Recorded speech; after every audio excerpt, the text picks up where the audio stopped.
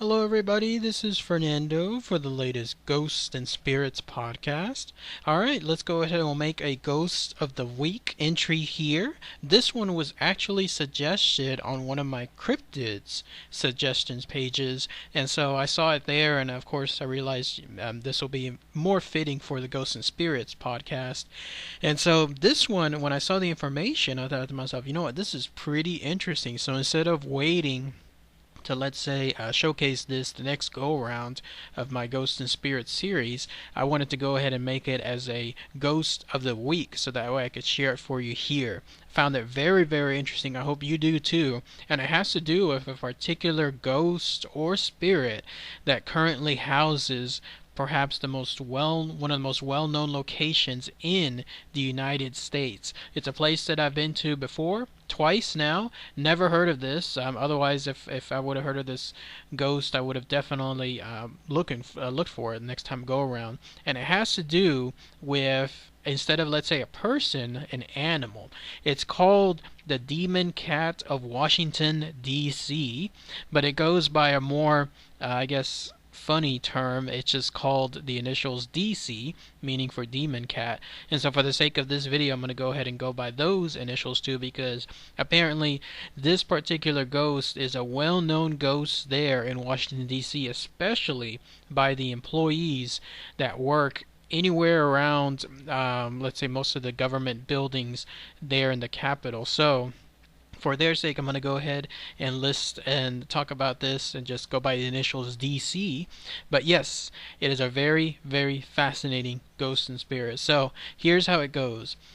You have to go straight to the Capitol, and the U.S. Capitol in other words, and there, if you go towards certain particular areas, then you can come across this particular animal spirit. It's a cat, but it's a cat that can apparently change sizes and can do other things altogether, and I'll talk about that just here in a minute. First, a brief history as to where this cat could have come about. Back then, when the Capitol first opened, let's say it was built and it was ready to go, there was a lot of cats that were brought in to essentially take care of a whole bunch of rats that were around the U.S. Capitol. It's a common feature.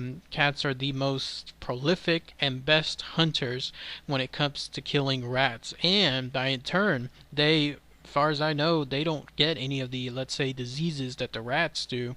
Their body just seems to naturally take care of things. Somebody may have to correct me on this, but that's why they are very, very proficient, and they're always brought in whenever it comes to new locations to try to get rid of these rats. Well, once that job was finished and the U.S. Capitol was ready to go, most of those cats were adopted, or they just left on their own, maybe to become kind of like nomad cats. But the theory goes that there was one cat that particularly loved the U.S. Capitol and was not going to leave. So much so that even when it died, its spirit there now haunts the U.S. Capitol itself. It's much like the tales that we hear about human ghosts and spirits that haunt a particular location. They grew so fond of this location over who knows how many years or sometimes decades that even after death they still linger in that same area. Same concept, but in this case it has to do with a cat whose favorite location was apparently the U.S. Capitol.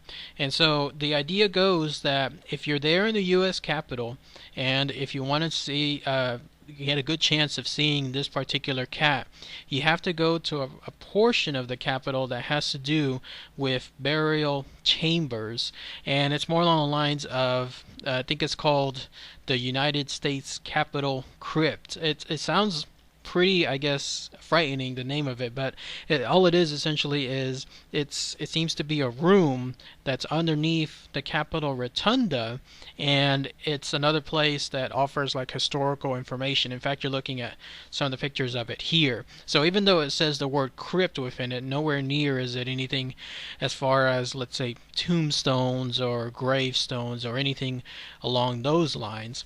But if you go just a little bit outside of that crypt, you're going to see a gate of some sort, and near that gate which you're looking at a picture here, that's where this thing, this DC, this demon cat, apparently has its home. It's called, its official name is supposed to appear in the basement of the Senate near what's called the Catafalque storage room. That's quite a unique name, but that's apparently where it's located.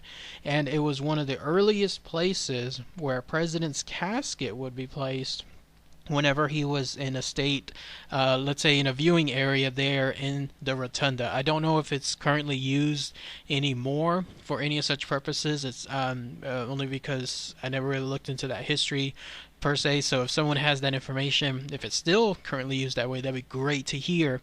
But at least for the sake of this demon cat, that's where this particular spirit or ghost tends to be or located. So if you're on the hunt and let's say you want to see and have a good chance of seeing this thing, then that's where it's at. By the way, in order to see it, the tales go that you have to be by yourself.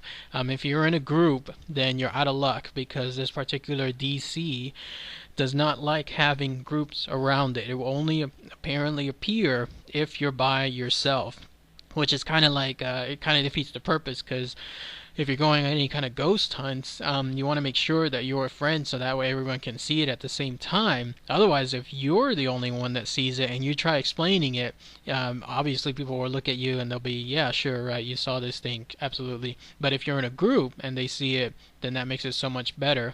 But obviously this DC has different ideas.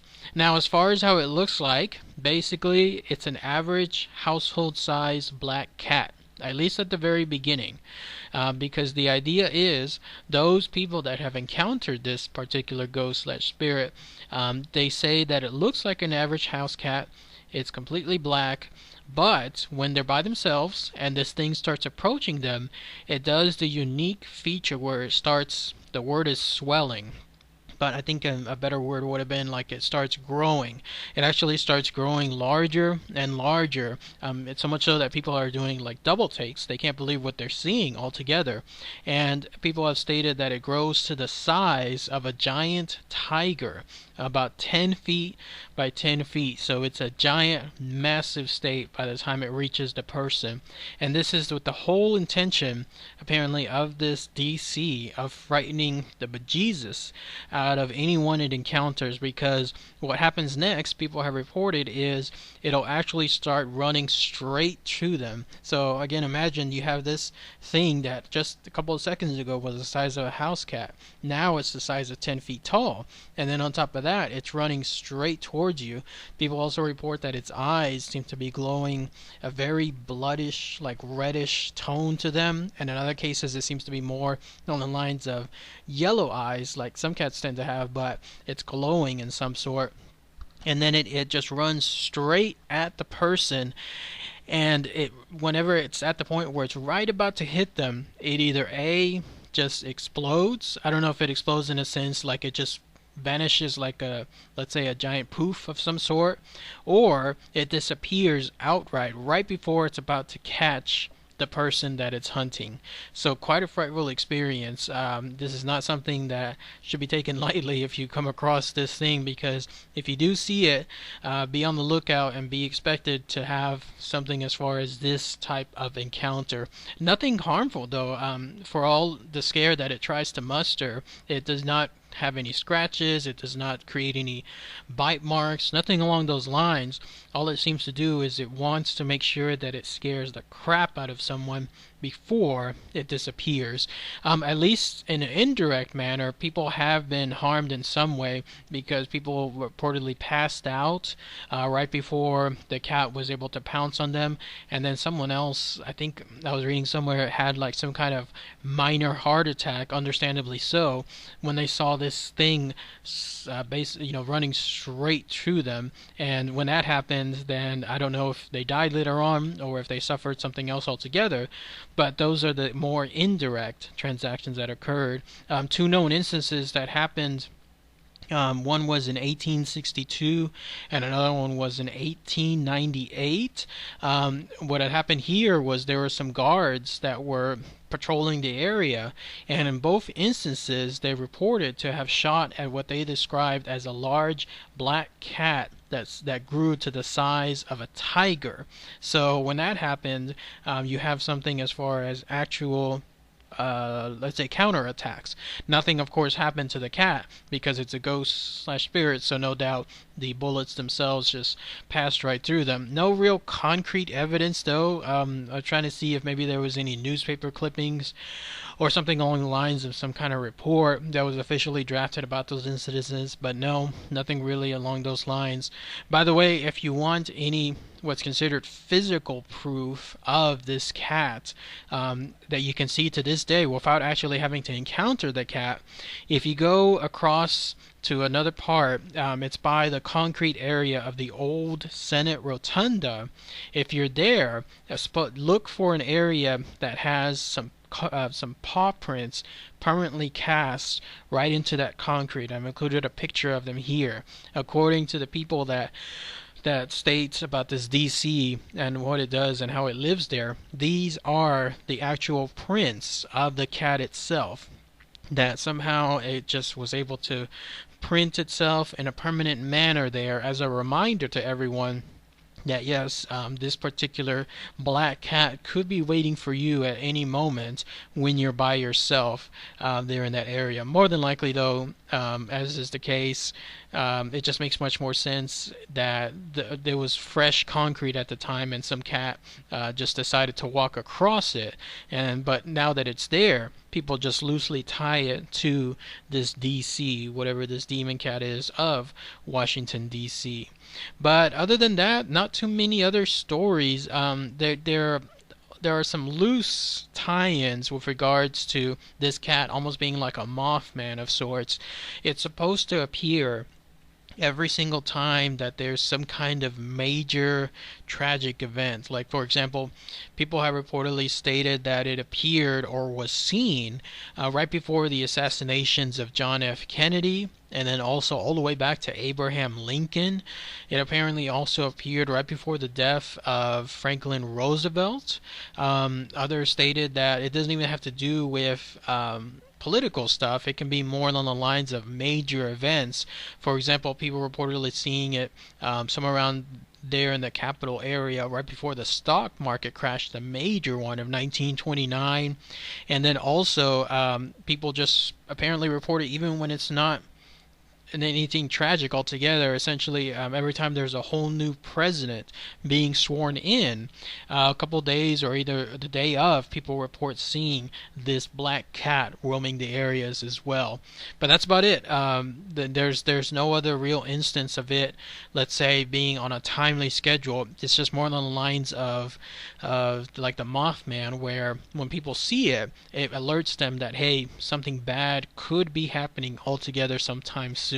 So whether that's true or not, it's up to yourself to try to decide.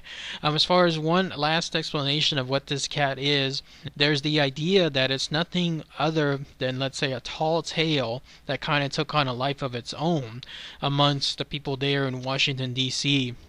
Apparently back in the 1940s, during that time period, there was the police force, the Capitol Police Force that was there. Apparently they were known for hiring like friends of friends, relatives, people that weren't necessarily the best or qualified for let's say patrolling the U.S. Capitol, but like anything involving hiring friends of friends, hey, it's who you know what I mean? So when that happened, these people that were hired apparently would get drunk a lot of times, and on one occasion there was one security guard, one of these friends of friends, that got so drunk that he passed out, but when he woke up, he was actually being licked by a cat, but he was so drunk that he thought he was actually standing up. And so he couldn't believe his eyes. There he was, in his mind, standing up, and there was this cat licking, I guess, somewhere near his face. And he thought to himself, oh my goodness, this cat must be humongous. What am I seeing? And so he told someone else about it. They told someone else. It's that game where the legend grows. information grows from one year to another, and by this point, that's where we have this demon cat legend starting altogether. So there's that perspective too, that it's nothing more than just your average tall tale that's told among some people, and then it just takes on a life of its own. It's so much so to the point that apparently people that work there use the excuse that they were so scared of witnessing this thing, or having witnessed this particular demon cat, that when that happened, they themselves wanted to have a day off, and so people were somewhat using it as an excuse to say, hey, I want a day off, I saw this demon cat, I'm too scared, and then, okay, sure, there's your day off. So take it from that perspective too. But what do you guys think? The demon cat of Washington, D.C., or as is most commonly known, D.C. itself. If anyone knows any more information about this particular ghost slash spirit, it'd be great to hear. If anyone has visited Washington, D.C. and seen or come close to seeing whatever this thing is, that would also be great to hear. Alas, I've been to Washington, D.C. twice. Once when I was much younger, and then more recently, I think about 2 or 3 years back or so. Had I known about this, I would have definitely taken a look the last time I was at the Capitol. But again, it's that crazy thing where if the story is true and you're in groups, then you're out of luck. You have to be by yourself. So I wasn't by myself, so I don't think I would have had a chance altogether. But if anyone has any more information, that would be great to hear too. All right, thanks everybody. Take care.